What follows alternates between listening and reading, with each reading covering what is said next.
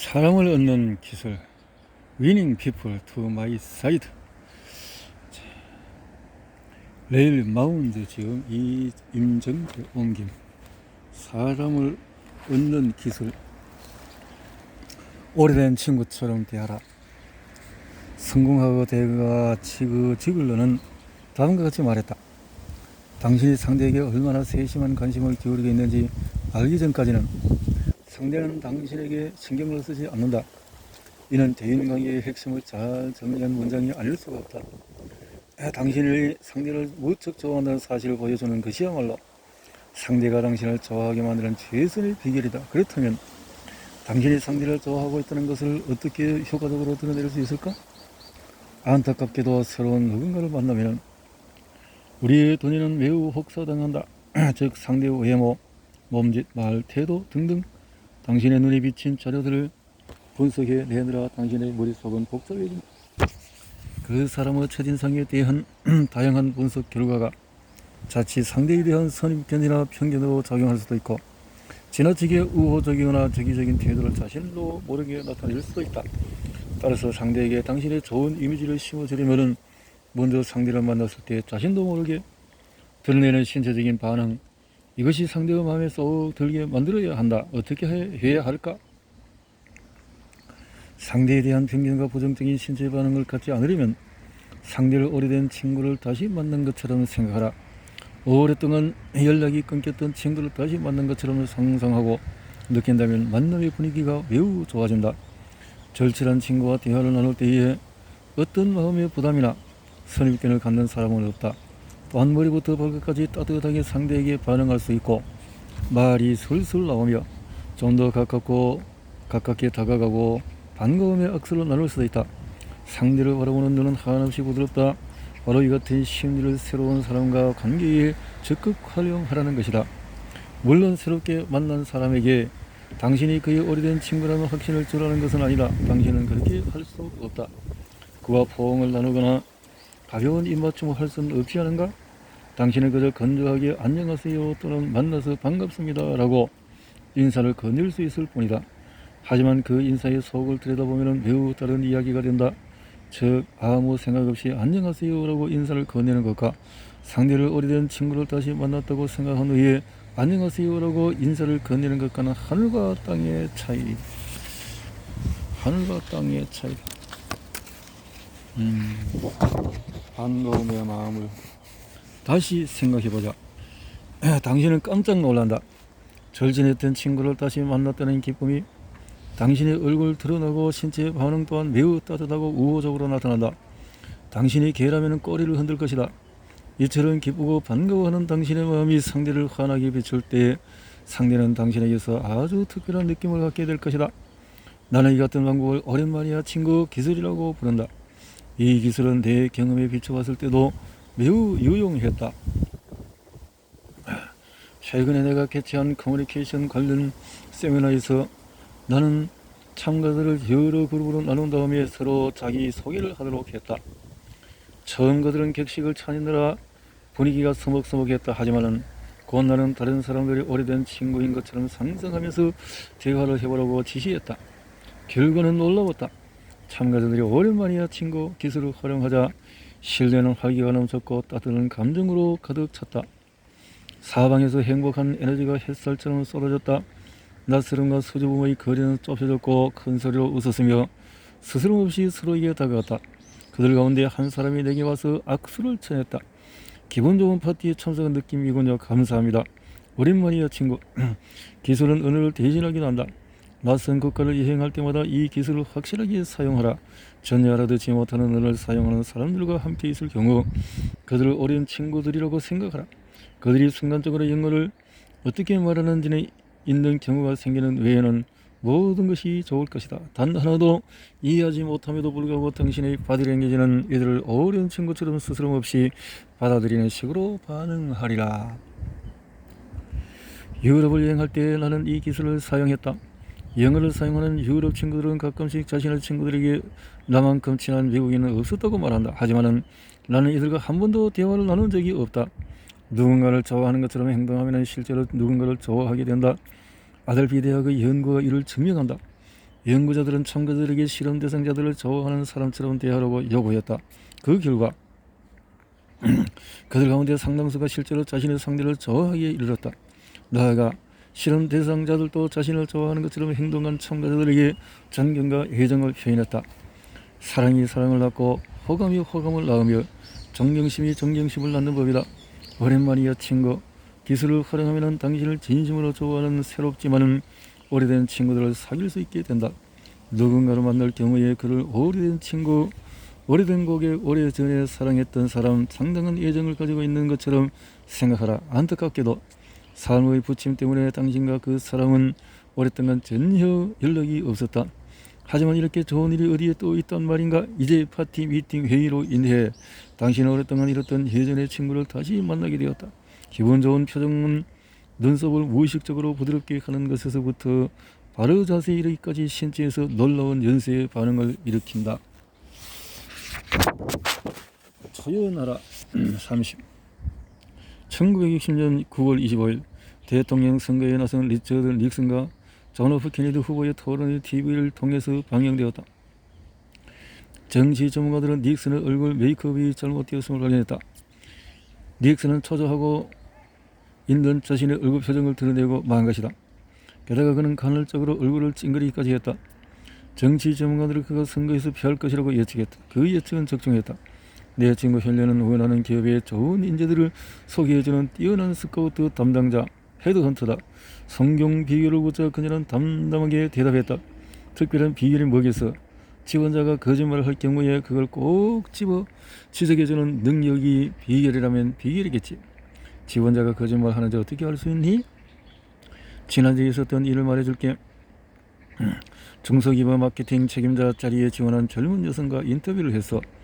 인터뷰를 하는 내내 그녀는 왼다리를 오른다리에 포갠 채 양손은 편안하게 무릎을 올려놓고 나를 정면으로 바라보고 앉아있었지. 나는 그녀에게 희망 연봉을 물었어.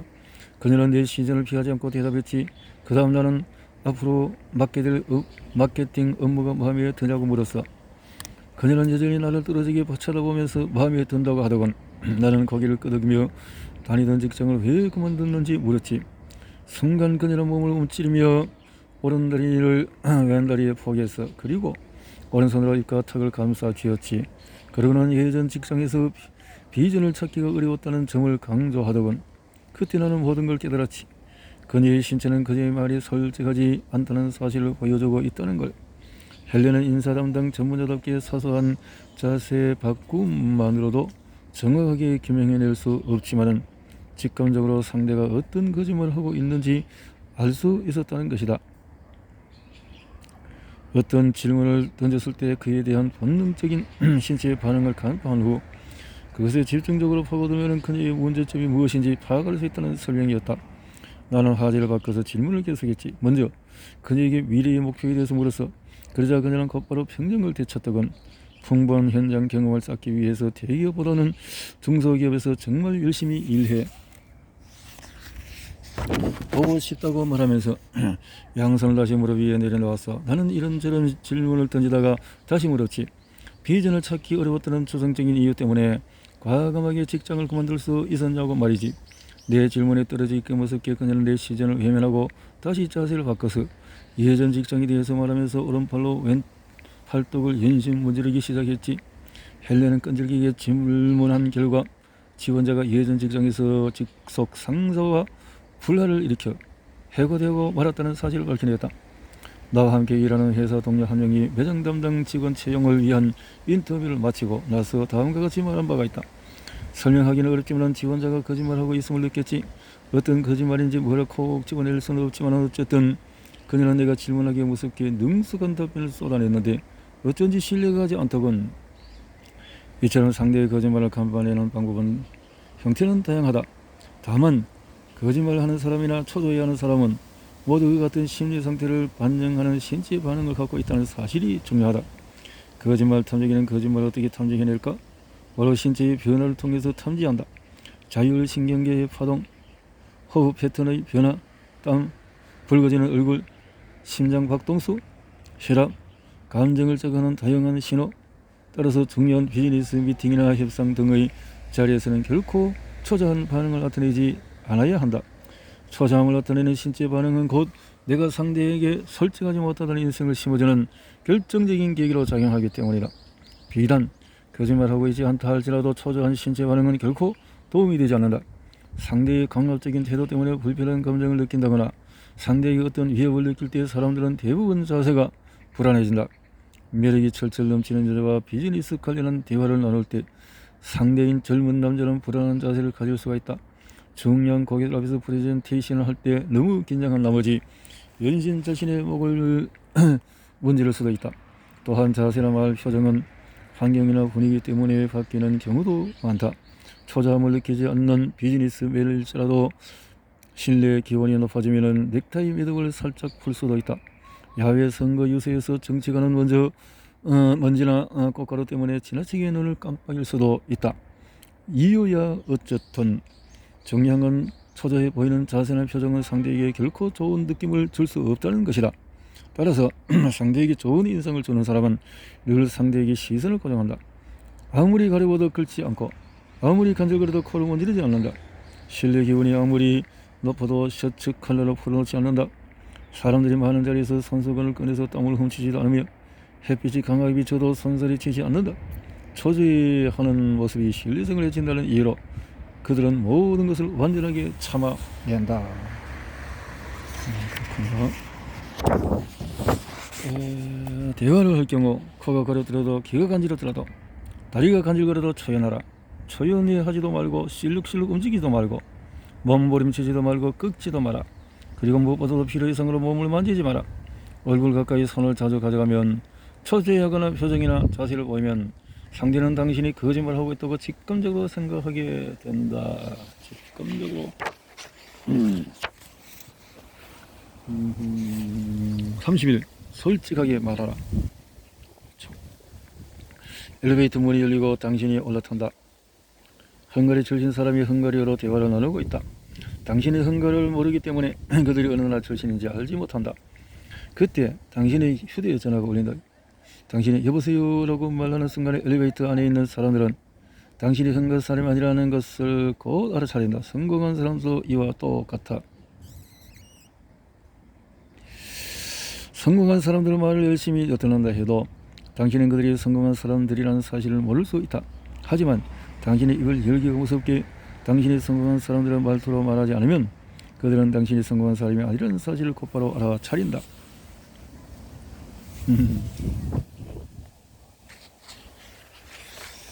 성공한 사람들과 평범한 사람들 말투에는 한 가지 뚜렷한 차이점이 있다.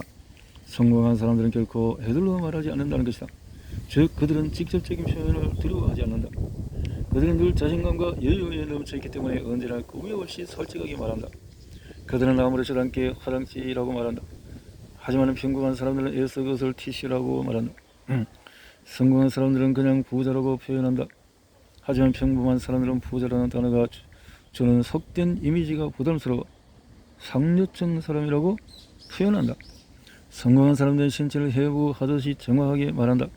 그들은 여성의 가슴을 가리켜서 이방이라고 거침없이 표현한다. 그들은 가족들이 귀하게 여기는 보석은 벽장 속 금고에 있다고 말하며 상대를 바보로 만드는 자질만은 은하나 속어 등을 만들어내지 않는다.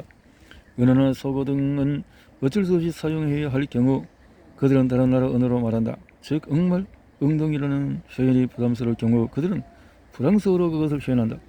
화려하고 세련된 표현을 많이 갖고 있는 것은 물론 인간관계에도 중요하다. 하지만 겉되기 뿐인 표현은 상대에게 아무런 느낌도 주지 못한다. 늘 주변의 사람들을 몰고 다니는 인물들을 잘 살펴보라. 그들은 어떻게 하면 사람들에게 잘 보일 수 있을까에 대해 궁리하지 않는다. 사람들이 어떻게 생각할지 신경 쓰지 않는다. 그들은 언제나 정직하고 솔직하고 담백하게 말하기 때문에 두려운 것이 없다.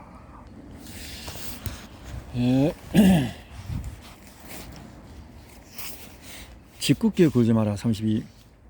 광고에서 CEO 루이스가 초대한 규모가 작은 저녁 파티에 참석한 적이 있다.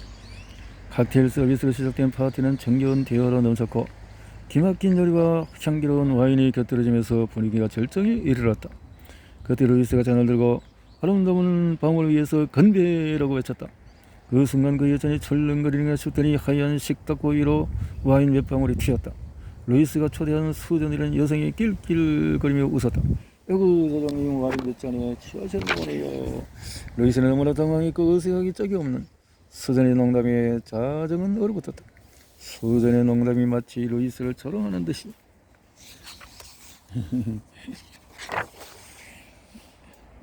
그녀는 식탁 위에 놓인 커다란 접시를 던져서 샹들리에를 애를 깨뜨린 것 같은 중대한 실수를 저질렀던 것이다. 루이스 회사의 미술 담당 책임자가 일어나 다시 건배를 제의했다. 심심한 색도보 위에 물방울머리를 그려 넣어준 사장님을 위해서 건배 그제서야 사람들이 미술을 지었고 루이스도 활짝 웃으며 잔을 들 수 있었다.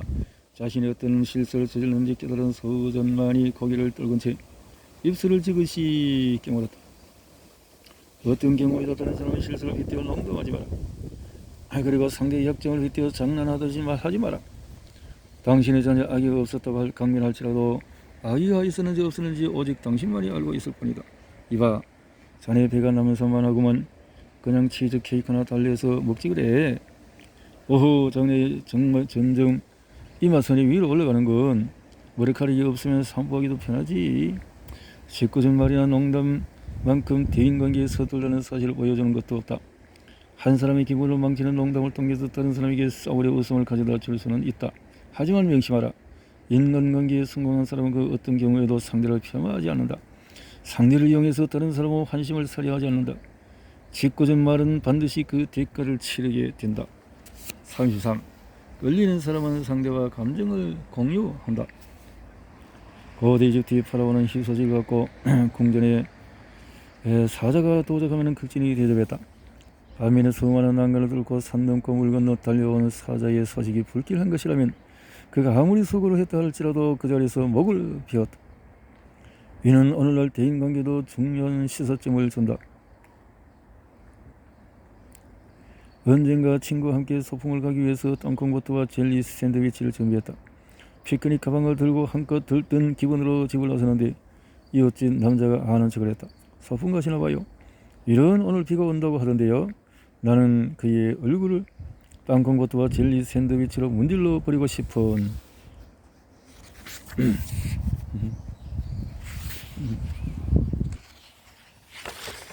마음이 꿀뚝 같아. 그의 우울한 기성예보 때문이 아니라 그의 기분 나쁜 묘한 미소 때문이었다. 몇 달 전이었다. 시외 버스를 타기 위해서 힘차게 달린 적이 있다.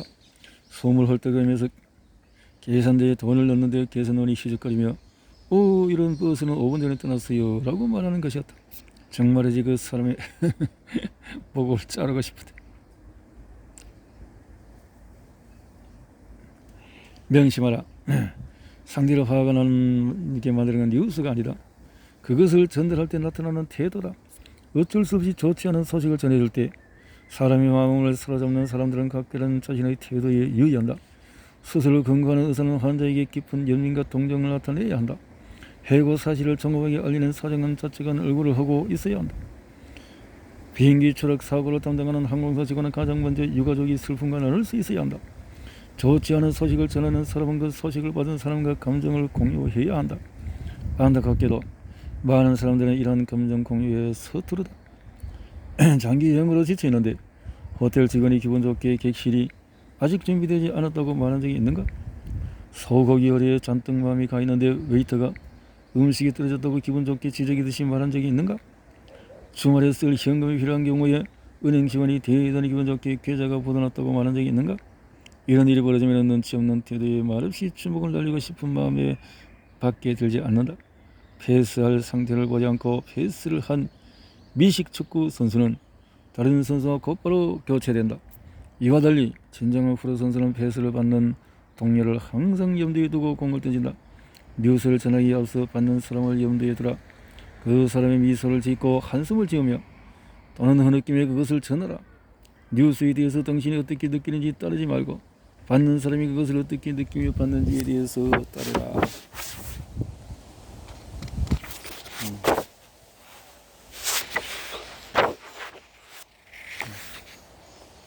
34.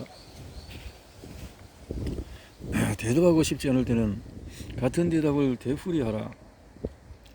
바보라는 가구업계에서 명성을 쌓은 비즈니스 우먼이다. 그녀의 남편 프랭크 또한 과거께서는 알아주는 경영자다. 두 사람은 함께 회사를 운영해서 놀라운 실적을 기록했다. 그런데 최근 두 사람이 이혼할지도 모른다는 소문이 파다하게 돌았다. 어느 날 저녁에 나는 바버라와 함께 여성 경영자 모임이 주관한 저녁 파티에 참석했다. 사람들은 바버라에게 정말 이혼했는지 물어보고 싶어 안달이나 있는 눈치였다.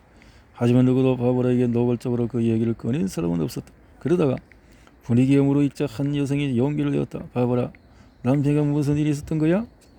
바버라는 디저트로 나온 체리를 숟가락으로 떠먹으며 어떤 동요도 없이 무덤덤하게 대답을 했다. 응, 이혼했어. 하지만 회사는 우리 이혼에 아무런 영향을 받지 않아. 하지만 바버라의 답변이 성의차지 않은 거냐는 다시 물었다. 그래? 그렇다면 여전히 프랭크와 함께 일한다는 거니?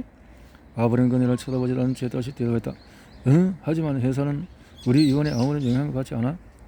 그러니까 내 말은 프랑크도 너와 회사를 떠나지 않는다는 거지? 그녀의 어떻게 해볼 수 없는 집요한 질문에도 바버라는 마지막 체리의 입에 넣으며 전혀 흔들림 없이 대답했다. 응? 하지만 회사는 우리 이혼에 아무런 영향을 받지 않아. 결국 그녀는 더 이상 질문하지 않았다.